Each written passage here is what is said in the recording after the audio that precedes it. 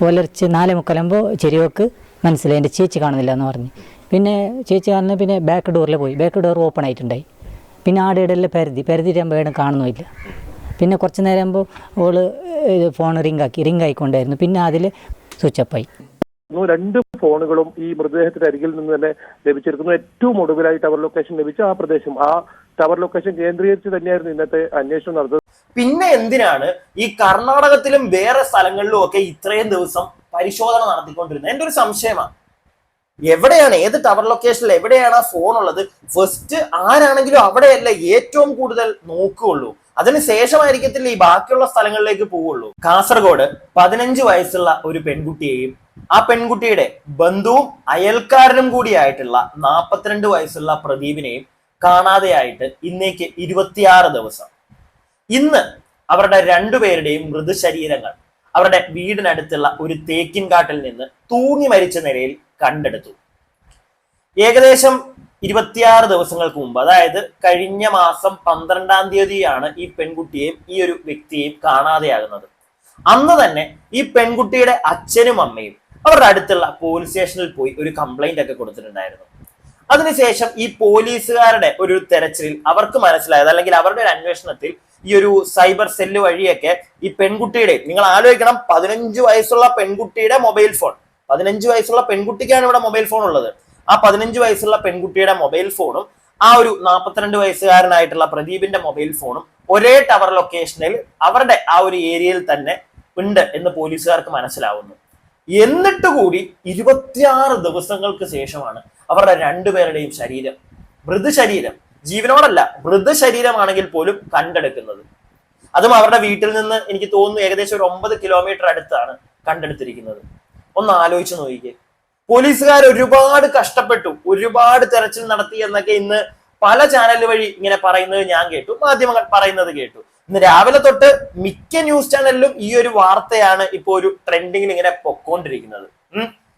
നിങ്ങളൊന്ന് ആലോചിച്ച് നോക്കിക്കേ. ഈ ഒരു ലാസ്റ്റ് 2 മാസം ഒന്നും എടുക്കണ്ട, ഈ ഒരു കഴിഞ്ഞൊരു മാസം എടുത്തു കഴിഞ്ഞു കഴിഞ്ഞാൽ 18 വയസ്സിന് താഴെയുള്ള എത്ര കുട്ടികളുടെ ജീവനാണ് പൊലിഞ്ഞത്. ഒന്നും ലഹരിയുടെ പേരിലല്ലേ? അതുകൂടെ നിങ്ങളൊന്ന് ആലോചിക്കണം. ഈ ഒരു വിഷയത്തിൽ ലഹരിയൊക്കെ ഇൻക്ലൂഡഡ് ആയിട്ടുണ്ടോ എന്ന് എനിക്ക് തോന്നുന്നില്ല. എന്നാൽ ഈ ഒരു മരണത്തിൽ എന്തൊക്കെയോ ദുരൂഹതയുണ്ട്. നമുക്ക് ആദ്യമേ തന്നെ ഈ ഒരു പെൺകുട്ടിയുടെ അച്ഛനും അമ്മയും പറയുന്ന കുറച്ച് കാര്യങ്ങളുണ്ട്. അത് ഇന്ന് സംസാരിക്കുന്നതല്ല, അവർ കുറച്ച് ദിവസങ്ങൾക്ക് മുമ്പ് ഒരു ചാനലിനോട് സംസാരിച്ചപ്പോൾ പറയുന്ന കുറച്ച് കാര്യങ്ങൾ. നമുക്ക് അതിൽ നിന്ന് തന്നെ അങ്ങോട്ട് തുടങ്ങാം. പുലർച്ചെ 4:45 ചെരിവക്ക് മനസ്സിലായി എൻ്റെ ചേച്ചി കാണുന്നില്ല എന്ന് പറഞ്ഞ്. പിന്നെ ചേച്ചി കാണുന്ന പിന്നെ ബാക്ക് ഡോറിൽ പോയി. ബാക്ക് ഡോർ ഓപ്പൺ ആയിട്ടുണ്ടായി. പിന്നെ ആടെയെല്ലാം പരതിയിട്ടാകുമ്പോൾ ഏടും കാണുന്നില്ല. പിന്നെ കുറച്ച് നേരം ആകുമ്പോൾ ഓള് ഫോൺ റിംഗ് ആയിക്കൊണ്ടായിരുന്നു. പിന്നെ അതിൽ സ്വിച്ച് ഓഫായി. ഞങ്ങളൊക്കത്തായിട്ട് എല്ലാ ഫാമിലിയായിട്ട് ഒക്കത്തെ പോയിക്കൊണ്ടുണ്ടായല്ലേ. അങ്ങനെ സംശയം അവൻ്റെ കയ്യിൽ എന്ത് ഞങ്ങൾക്ക് ഉണ്ടായിട്ടില്ല, ഒന്ന് ക്ലോസ് ആയിട്ടെല്ലാം ഉണ്ടായി. ഞാൻ എൻ്റെ കുഞ്ഞ് കാണുന്നില്ല എന്ന് പറഞ്ഞിട്ട് ഞാൻ അവളെ വിളിക്കുമ്പോൾ അവൾ ഫോൺ എടുക്കുന്നില്ല. അങ്ങനെ എടുക്കുന്നില്ല അറിഞ്ഞിട്ടാകുമ്പോൾ എനിക്ക് അവൻ്റെ ഇത് സംശയം വന്നു. അങ്ങനെയായിട്ട് ഞാൻ കുമ്പള പോലീസിൽ പോയിട്ട് അവിടെ ഇത് കംപ്ലൈൻറ്റ് കൊടുത്തു. കുമ്പള പോലീസ് സ്റ്റേഷനിലാണ് പോയി കംപ്ലൈന്റ് കൊടുത്തതെന്ന് അവർ പറയുന്നത്. അതേപോലെ അമ്മ പറയുന്നത് നിങ്ങൾ കേട്ടോ. ആ അമ്മ നല്ല കണക്റ്റഡ് ആയിരുന്നു മോളുമായിട്ട്. അതുകൊണ്ട് തന്നെ കുറെ ആളുകൾ, അല്ലെങ്കിൽ വാർത്താ ചാനലിലൊക്കെ പലയിടത്ത് ഒരു ചാനലിലൊക്കെ ആ റിപ്പോർട്ടർ പറയുന്നത് കേട്ടു, ഈ ഒരു കുട്ടിയും ഈ ഒരു 15 വയസ്സുള്ള കുട്ടിയും ആ 42 വയസ്സുകാരനുമായിട്ട് എന്തെങ്കിലും ബന്ധമുണ്ടോ എന്നൊക്കെ തെളിഞ്ഞിട്ടുണ്ടോ.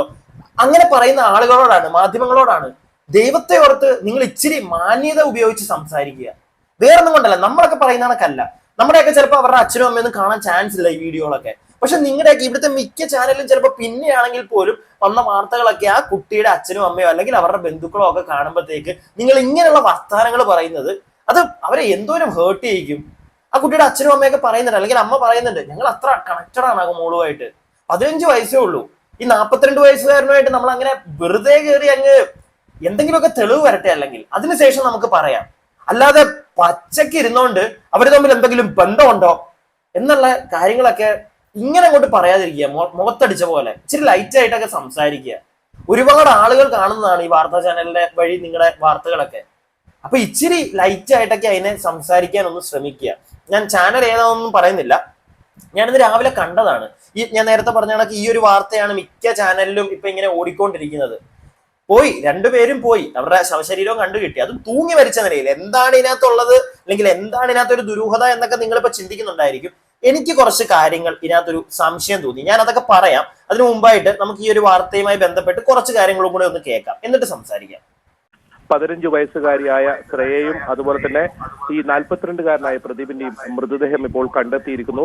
പോലീസിന് ഏറ്റവും കൂടുതൽ ഈ ജില്ലയിലും അതുപോലെ തന്നെ കർണാടകയിലും ഒക്കെ വ്യാപകമായ തെരച്ചിൽ നടത്തിയിരുന്നു. ഇതിനൊടുവിലാണ് ഈ പ്രദേശത്ത് തന്നെ ഇവർ ഉണ്ടാകുമെന്ന നിഗമനത്തെ തുടർന്ന് ഇന്ന് രാവിലെ മുതൽ പരിശോധന നടത്തിയത്. അതിനൊടുവിലാണ് ഇപ്പോൾ ഈ മൃതദേഹം കണ്ടെത്തിയിരിക്കുന്നത്. ഒരു കയറും അതുപോലെ തന്നെ കത്തിയും ഈ സമീപത്ത് തന്നെ കണ്ടെത്തിയിട്ടുണ്ട്. അതിന് പോലീസ് ഇപ്പോൾ ഈ കാര്യത്തിൽ ഇപ്പോൾ പ്രതികരിക്കാനൊന്നും തയ്യാറാകുന്നില്ല. നേരം മറ്റ് നടപടിക്രമങ്ങൾ ഇപ്പോൾ അല്പസമയത്തിനകം ആരംഭിക്കുമെന്നാണ് പോലീസ് പറഞ്ഞത്. അതിൽ പ്രിയേഷ് പ്രഭാവതി ദമ്പതികളുടെ മകളാണ് 15 വയസ്സുകാരിയായ ശ്രേയ. ഒപ്പം കുടുംബ സുഹൃത്തായ പ്രദീപ്, 42 വയസ്സുകാരനായ പ്രദീപ്, ഇവരുടെ സമീപത്ത് തന്നെ താമസിക്കുന്ന ഒരാളും കൂടിയാണ്. ഫെബ്രുവരി 12-ാം തീയതിയാണ് ഇരുവരെയും കാണാതാകുന്നത്. ഇരുവരുടെയും മൊബൈൽ ഫോൺ ഈ മൃതദേഹത്തിനരികിൽ നിന്ന് തന്നെ ഇപ്പോൾ ലഭിച്ചിട്ടുണ്ട്. ഏറ്റവും അവസാനമായി ടവർ ലൊക്കേഷൻ കാണിച്ചത് ഈ സ്ഥലത്തായിരുന്നു. അതുകൊണ്ടാണ് പോലീസ് ഇന്നിവിടെ പരിശോധിക്കാനും തീരുമാനിച്ചത്. നേരത്തെ ഞാനൊരു കാര്യം ചോദിച്ചോട്ടെ, അവസാനമായിട്ട് ഇവരുടെ ടവർ ലൊക്കേഷൻ കാണിച്ചത് അവിടെയാണ് എന്ന് പറയുന്നത് നിങ്ങൾ കേട്ടല്ലോ. ഈ അവസാനമായിട്ടുള്ള ടവർ ലൊക്കേഷൻ കാണിച്ചത് അവരുടെ രണ്ടുപേരുടെയും ശരീരം ഉള്ള, അവരുടെ മരണത്തിന് ശേഷം അല്ലെങ്കിൽ അവരുടെ ആ ഒരു മൃതദേഹങ്ങൾ ഉള്ള സ്ഥലത്ത് തന്നെ അവരുടെ ഫോൺ ഉണ്ട്, വേറെ എങ്ങും അല്ല കിടക്കുന്നത്. അത് പോലീസുകാർ അറിയുകയും ചെയ്തു. ടവർ ലൊക്കേഷൻ ഫോണും എല്ലാം അവിടെ കാണിക്കുന്നുണ്ടായിരുന്നു. പിന്നെ എന്തിനാണ് ഈ കർണാടകത്തിലും വേറെ സ്ഥലങ്ങളിലും ഒക്കെ ഇത്രയും ദിവസം പരിശോധന നടത്തിക്കൊണ്ടിരുന്നത്? എന്റെ ഒരു സംശയമാണ്, എവിടെയാണ്, ഏത് ടവർ ലൊക്കേഷനിൽ എവിടെയാണ് ആ ഫോൺ ഉള്ളത്? ഫസ്റ്റ് ആരാണെങ്കിലും അവിടെയല്ല ഏറ്റവും കൂടുതൽ നോക്കുകയുള്ളൂ. അതിന് ശേഷമായിരിക്കത്തില്ല ഈ ബാക്കിയുള്ള സ്ഥലങ്ങളിലേക്ക് പോവുള്ളൂ. അവരുടെ ഫോണുകൾ കിട്ടി, ഫോണുകൾ അവിടെ ഉണ്ട് എന്ന് മനസ്സിലായി.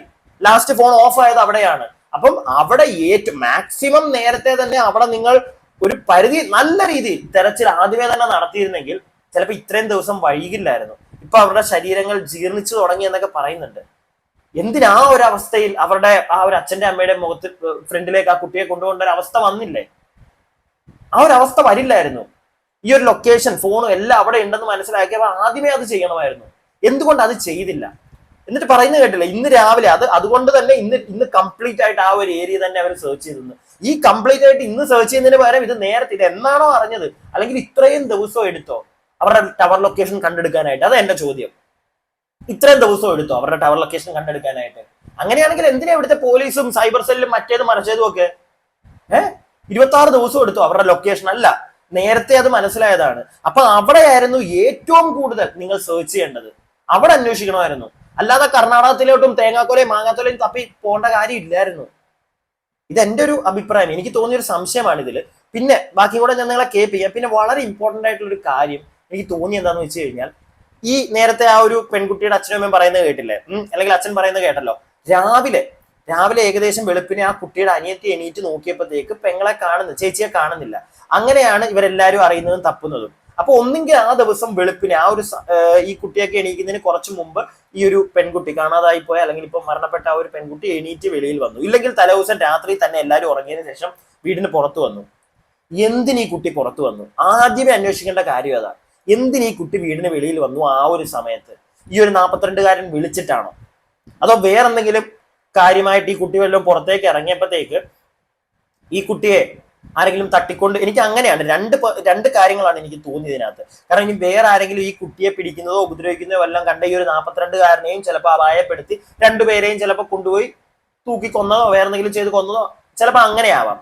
ഇല്ലെങ്കിൽ ഈ ഒരു 42-കാരൻ ഈ കുട്ടിയെ കൊണ്ട് വന്ന് ആ കുട്ടിയെ എന്തെങ്കിലും ഉപദ്രവിക്കുകയോ എല്ലാം ചെയ്തതിന് ശേഷം അയാളും ആത്മഹത്യ ചെയ്തതായിരിക്കാം. ഈ രണ്ട് പോസിബിലിറ്റീസ് ആണ് എനിക്ക് ഈ ഒരു വിഷയത്തിൽ തോന്നിയത്. ബാക്കി കൂടെ നിങ്ങൾ കേൾക്കൂ, എന്നിട്ട് നമുക്ക് ബാക്കി സംസാരിക്കാം.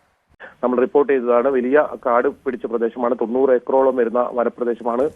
ഫോറസ്റ്റിന്റെ അധികൃതർ കൂടി ഇങ്ങോട്ടേക്ക് എത്തുന്നുണ്ട്, അല്പസമയത്തിനകം എത്തും.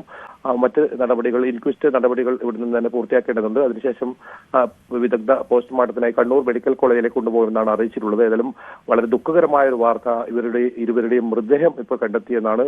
കുടുംബത്തിനും അതുപോലെ തന്നെ നാട്ടുകാർക്കും പോലീസിനും ഒക്കെ വലിയ പ്രതീക്ഷ ഉണ്ടായിരുന്നു ഇവരെ ജീവനോടെ തന്നെ ഇന്ന് കണ്ടെത്താൻ കഴിയുമെന്ന്. അത് രാവിലെ പോലീസും അത് പ്രതികരിച്ചതാണ് ആ രീതിയിൽ. പക്ഷേ ഏറ്റവും ഒടുവിൽ ഇപ്പോൾ ഇരുവരുടെയും മൃതദേഹമാണ് ഇപ്പോൾ കണ്ടെത്തിയിരിക്കുന്നത്. രഞ്ജിത്ത്, ബൈജു, 26 ദിവസത്തോളമായി ഇവരെ കാണാതായിട്ട്. അതാണ് എനിക്കും ചോദിക്കാനുള്ളത്. പോലീസുകാർക്കൊക്കെ ഭയങ്കര പ്രതീക്ഷ, അല്ലെങ്കിൽ നാട്ടുകാർക്ക് പ്രതീക്ഷ, അതായത് ഇവരെ രണ്ടുപേരും ജീവനോടെ കിട്ടുന്ന ഒരു പ്രതീക്ഷ ഉണ്ടായിരുന്നു എന്നൊക്കെ പറയുന്നത് കേട്ടല്ലോ നിങ്ങൾ. 1-2 ദിവസത്തിന് ശേഷമാണെങ്കിൽ ഓക്കെ, അല്ലെങ്കിൽ ആദ്യം ഈ ഇവരെ കാണാതെ ആയി അന്നോ അല്ലെങ്കിൽ അടുത്ത ദിവസമൊക്കെ ഒരു പ്രതീക്ഷ വെക്കാം, അല്ലെങ്കിൽ ഒരാഴ്ചത്തേക്ക് നമുക്ക് വേണമെങ്കിൽ പ്രതീക്ഷ വെക്കാം അവരെ ജീവനോടെ കിട്ടും എന്നുള്ളത്. ഈ 26 ദിവസങ്ങൾക്ക് ശേഷം എന്താണ് ഇത്ര അങ്ങോട്ട് പ്രതീക്ഷ വെക്കാൻ? അതും ഈ എനിക്ക് മനസ്സിലാവുന്ന വേറൊന്നുമില്ല, ചിലപ്പോൾ എങ്ങോട്ടെങ്കിലും ഒക്കെ തട്ടിക്കൊണ്ട് പോയതൊക്കെ ആണെങ്കിൽ ചിലപ്പോൾ തിരിച്ചു നമുക്ക് അങ്ങനെ പ്രതീക്ഷിക്കാം. പക്ഷെ ഈ രണ്ടുപേരുടെയും മൊബൈൽ ലൊക്കേഷൻ ആ ഏരിയ തന്നെ കാണിക്കുന്നു. എന്നിട്ടും അവര് പ്രതീക്ഷിച്ചുകൊണ്ടിരിക്കുക. എന്നാൽ ഈ പ്രതീക്ഷിച്ചുകൊണ്ടിരുന്ന സമയത്ത് കറക്റ്റ് ആയിട്ട് നേരത്തെ തന്നെ ആ ഒരു ഏത് ഏരിയയിലാണോ ഫോൺ കാണിക്കുന്നത് അവിടെ പ്രോപ്പറായിട്ട് ചെക്ക് ചെയ്തായിരുന്നെങ്കിൽ നേരത്തെ കിട്ടത്തില്ലായിരുന്നു അവരെ. അറ്റ്ലീസ്റ്റ് ഇത്ര ജീർണിച്ച അവസ്ഥയിൽ അവരുടെ ശരീരങ്ങൾ കിട്ടേണ്ട ഒരു അവസ്ഥ വരത്തില്ലായിരുന്നു. അതുപോലെ തന്നെ പോസ്റ്റ്മോർട്ടത്തിന് ഇപ്പൊ കണ്ണൂർ മെഡിക്കൽ കോളേജിലോട്ട് കൊണ്ടുപോകുന്നുണ്ടെന്ന് പറഞ്ഞു. പോസ്റ്റ്മോർട്ടം കഴിയുമ്പോഴേ ഞാൻ നേരത്തെ പറഞ്ഞ കാര്യങ്ങൾ നമുക്ക് ഒന്നുകൂടെ ഉറപ്പിക്കാൻ പറ്റുള്ളൂ. അതായത് പോസ്റ്റ്മോർട്ടത്തിന് ശേഷം ഈ കുട്ടി ഉപദ്രവിക്കപ്പെട്ടിട്ടുണ്ടെങ്കിൽ അപ്പോഴാണ് ഞാൻ നേരത്തെ പറഞ്ഞ ആ ഒരു 2 ചാൻസസ് ആണ് നമുക്ക് ഉള്ളത്.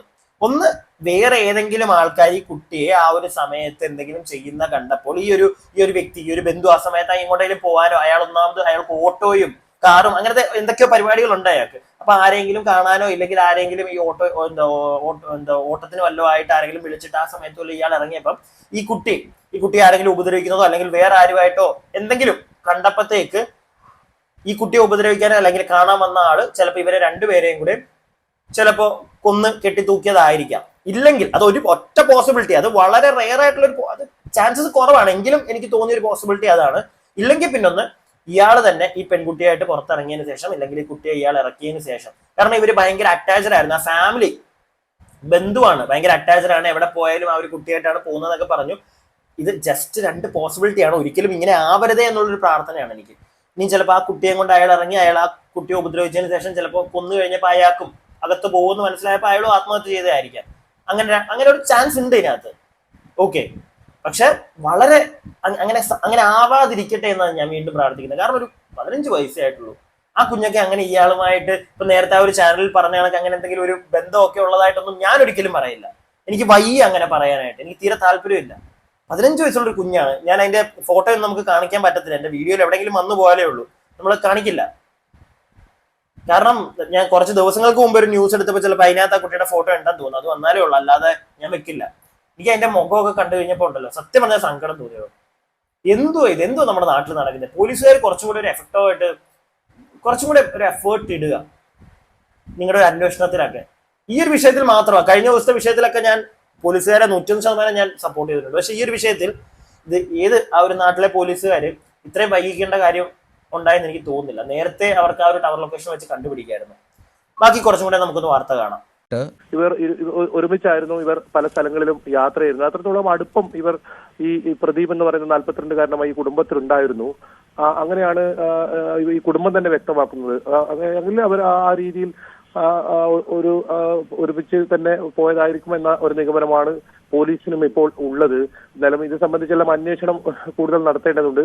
ടവർ ലൊക്കേഷൻ കേന്ദ്രീകരിച്ച് നടത്തിയ അന്വേഷണമാണ് ഇരുവരുടെയും ടവർ ലൊക്കേഷൻ ഈ പ്രദേശത്ത് തന്നെ ഉണ്ട് എന്ന നിഗമനത്തിലേക്ക് പോലീസിലെത്താൻ കാരണം. അത് ഏതായാലും കൃത്യമായിരിക്കുന്നു. 2 ഫോണുകളും ഈ മൃതദേഹത്തിന്റെ അരികിൽ നിന്ന് തന്നെ ലഭിച്ചിരിക്കുന്നു. ഏറ്റവും ഒടുവിലായി ടവർ ലൊക്കേഷൻ ലഭിച്ച ആ പ്രദേശം, ആ ടവർ ലൊക്കേഷൻ കേന്ദ്രീകരിച്ച് തന്നെയായിരുന്നു ഇന്നത്തെ അന്വേഷണം നടന്നത്. വളരെ 9-10 കിലോമീറ്ററിനകത്ത്, ഈ 90 ഏക്കറോളം വരുന്ന മരത്തിനകത്ത് 9 കിലോമീറ്റർ അകത്ത് മാറിയാണ് ഈ മൃതദേഹം കണ്ടെത്തിയിരിക്കുന്നത്. അങ്ങനെയാണെങ്കിൽ പുലർച്ചെ ഈ കുട്ടി ഇതിനെ കാണാതെ ഇരുന്നത് പുലർച്ചെയാണ്.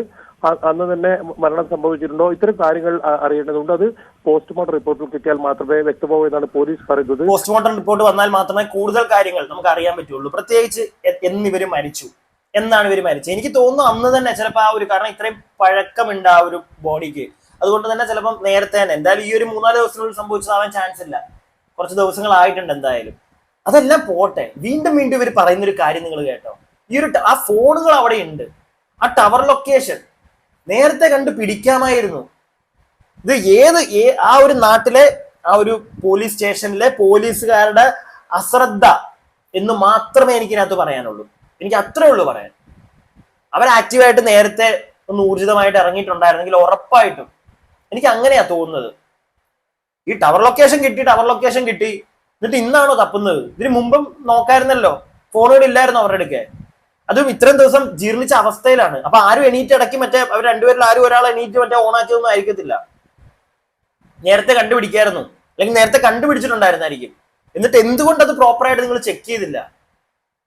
എനിക്ക് അങ്ങനെയാണ് തോന്നിയത്. ഞാൻ എൻ്റെ അഭിപ്രായങ്ങൾ പറഞ്ഞു. ഇനി വീഡിയോ കാണുന്ന നിങ്ങളുടെ അഭിപ്രായങ്ങൾ താഴെ കമന്റ് ബോക്സിൽ പറയണം. വീഡിയോ ഇഷ്ടപ്പെട്ട് കഴിഞ്ഞു കഴിഞ്ഞാൽ ലൈക്ക് ചെയ്യുക, സബ്സ്ക്രൈബ് ചെയ്യാതെ വീഡിയോ കാണുന്നവർ സബ്സ്ക്രൈബ് ചെയ്യുക.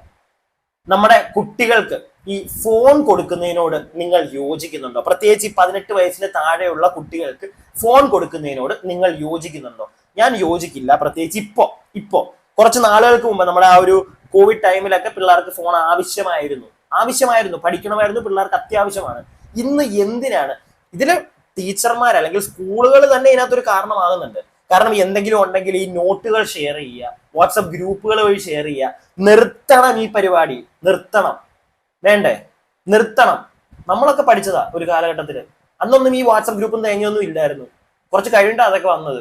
അതിന് മുമ്പ് നമ്മളൊക്കെ പഠിച്ചോണ്ടിരുന്നുണ്ട് വിളിച്ച് വീട്ടിലെ അച്ഛൻ്റെ അമ്മയുടെ അല്ലെങ്കിൽ ലാൻഡ് ഫോണിൽ നിന്ന് വിളിക്കുക, എന്തെങ്കിലും സംശയം ഉണ്ടെങ്കിൽ കൂട്ടുകാരനോ കൂട്ടുകാരെയോ അല്ലെങ്കിൽ ചോദിക്കുക, ടീച്ചർമാരെ ആണെങ്കിലും വിളിക്കുക, ചോദിക്കുക. മതി. ബാക്കിയെല്ലാം സ്കൂളിൽ വെച്ച് ചെയ്യണം, അല്ലാതെ വാട്സപ്പ് ഗ്രൂപ്പിൽ ഉണ്ടാക്കേണ്ട കാര്യമില്ല. നിർത്തണം. ഞാൻ എൻ്റെ അഭിപ്രായങ്ങൾ പറയുക. കാരണം ഈ ഒരു വിഷയത്തിൽ 15 വയസ്സുള്ള കുട്ടിയുടെ കയ്യിൽ ഫോണ്, അതുകൊണ്ടാണ് ഇപ്പം ട്രേസ് ചെയ്തത്. ഇല്ല എന്നല്ല ഞാൻ പറയുന്നത്, അയാളുടെ കയ്യിലും ഫോൺ ഉണ്ടായിരുന്നു, അതും ട്രേസ് ചെയ്തിട്ടുണ്ട്. പക്ഷെ ഇതിന്റെ ആവശ്യമില്ല. ഇത് പല രീതിയിൽ കുട്ടികളെ വഴിതിരിക്കും. ഇപ്പൊ അച്ഛനും അമ്മയും അല്ലെങ്കിൽ അമ്മ പറയുന്നുണ്ട് ഭയങ്കര കണക്റ്റഡ് ആണ് മോൾ എൻ്റെ അടുക്കൽ. പക്ഷെ ആ അമ്മ പോലും അറിയാത്ത ചിലപ്പോൾ എന്തെങ്കിലും ഉണ്ടെങ്കിലോ ഈ സാധനം കയ്യിൽ ഇരിക്കുന്നത് കൊണ്ട്. അതുകൊണ്ട് ഇവിടെ കർശനമായിട്ടൊരു നിയമം വരണം. ഈ 18 വയസ്സുള്ള കുട്ടികൾക്ക്, പ്രത്യേകിച്ച് സ്കൂളിൽ പഠിക്കുന്ന കുട്ടികൾക്ക് ഫോണിന്റെ ആവശ്യമില്ല. അറ്റ്ലീസ്റ്റ് ഡിഗ്രി ആവട്ടെ. ഞാൻ എൻ്റെ അഭിപ്രായം പറഞ്ഞു. ഈ ഒരു വിഷയത്തിൽ നിങ്ങളുടെ അഭിപ്രായം എന്താണെങ്കിലും നിങ്ങൾ ഓരോരുത്തരും വീഡിയോ കാണുന്ന 10 പേരാണെങ്കിൽ പോലും ആ 10 പേര് താഴെ കമന്റ് ബോക്സിൽ പറഞ്ഞിട്ട് പോവാം. അതുപോലെ തന്നെ stay tuned and stay weird.